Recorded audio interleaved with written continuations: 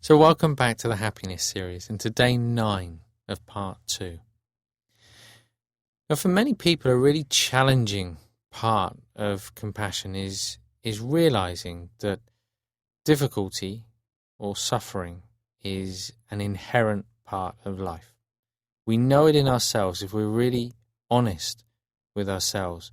We know that no matter how well we live our life, no matter how we choose to think, speak, and act, that from time to time situations will arise. It may be something physical, it might be something emotional, it might be something that we experience in our mind, or it can be involving other people as well. But there are situations that arise that cause us a degree of discomfort or pain. It's unavoidable. And that's really, I guess, where compassion, where empathy has its sort of strength and its foundation, if you like. There is nothing wrong with experiencing a negative, what most people perceive to be a negative emotion or a negative situation. It's how we react to it. Very often those situations are bad enough in themselves. But it's how we then tend to, rather than responding to it from a place of compassion, we tend to sort of add layers and layers on top. What the implications are for us, what the implications are for those around us. It's not negating the situation. The situation is in itself inherently painful, hurtful, or difficult. It's how we can be with that experience without adding to it. And when we're genuinely coming from a place of spacious, clear empathy and understanding, then we avoid that habitual temptation to spin off in lots of different directions and start adding more layers of difficulty, more layers of suffering to it. So maintaining that awareness is just a bigger part of training in compassion as thinking about others. So it's being present in the moment and recognizing when the mind is about to spin off and add more layers to the difficulty. That in itself is a core, central part of learning how to cultivate the conditions for empathy and understanding.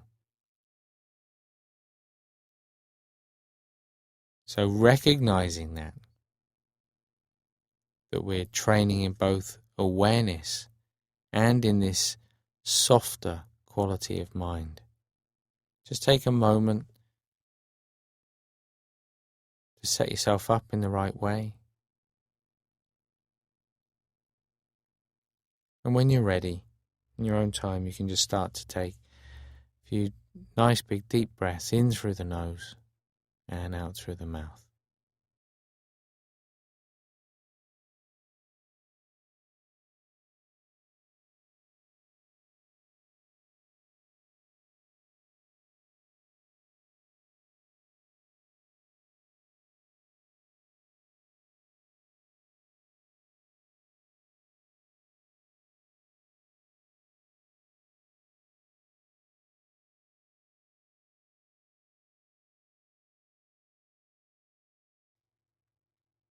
And with the next out breath, just gently closing the eyes now, allowing the breath to return to its natural rhythm.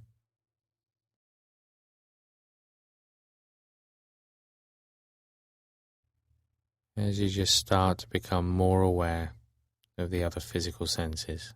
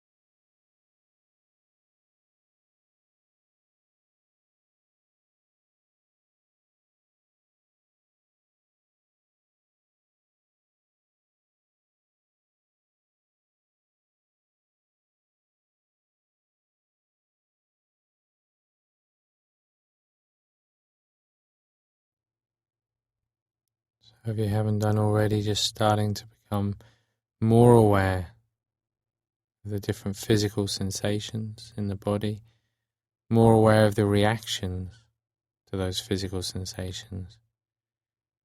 And as you scan down from head to toe,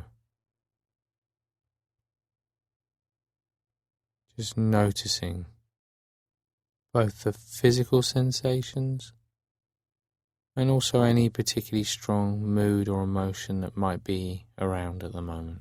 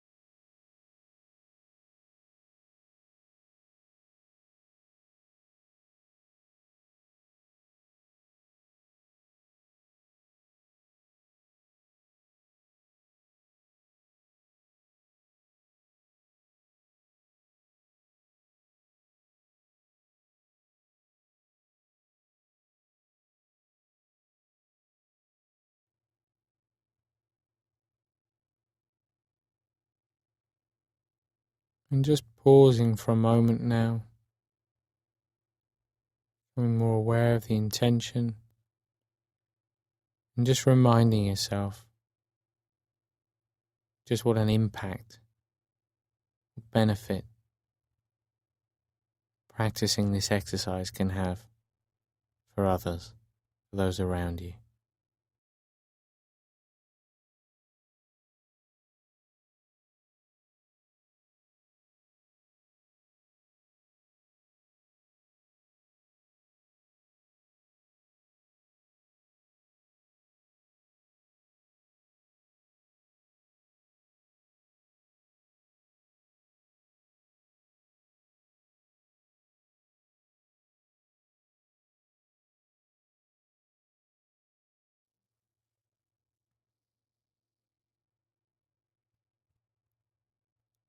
And now just allowing the attention to shift to the breath,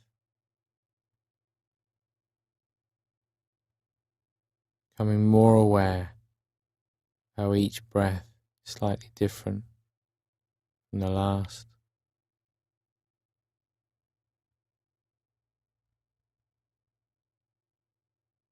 And just staying with that movement just for the next couple of minutes.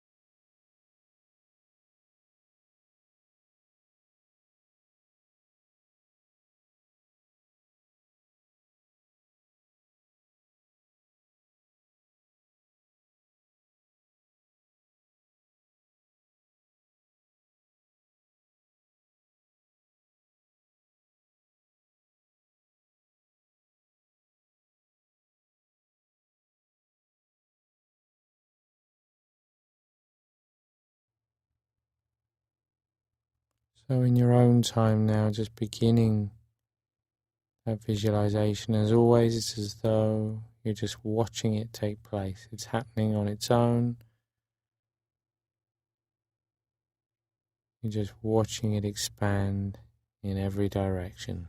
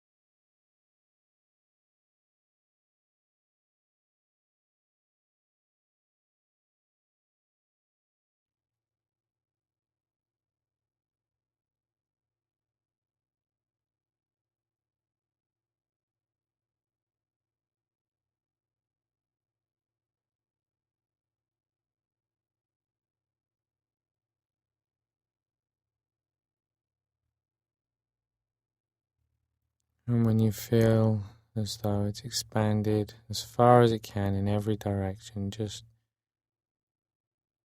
letting go of any image that might be being held in the mind, letting go of any focus on the breath.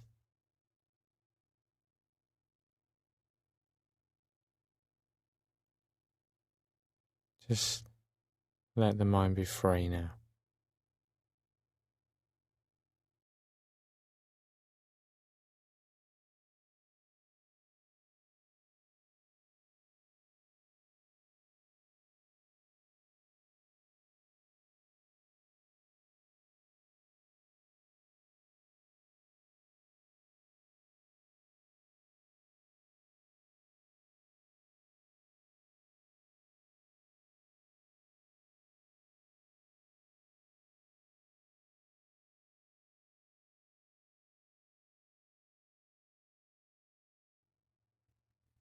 And now just bringing the attention back to the body,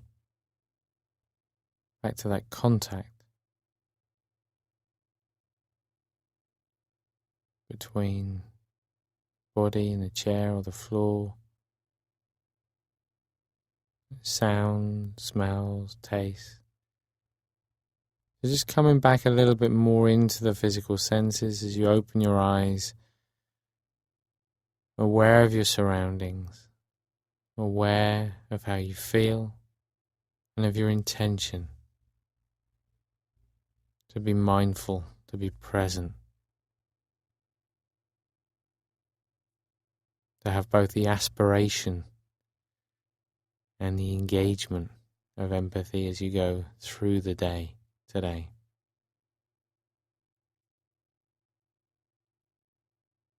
And when you've done that, you can just sit back in the chair.